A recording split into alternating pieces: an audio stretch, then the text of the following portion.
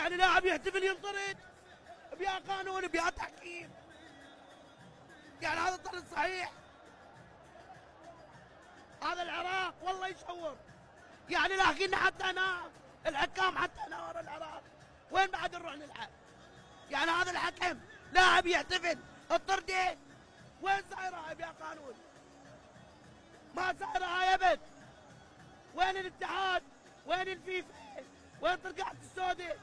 يا اخي باوع على اللعب، يعني لاعب يحتفل ينطرد، خلي يلطم عليه يلطم لو ينحى. تعب الجماهير، تعب اللاعبين، عذاب حظه وبخت الحكم، عذاب حظه وبخت. خساره مؤلمه.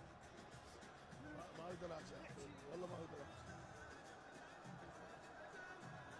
هذا جانب من حزن الجماهير، جماهير جد هذا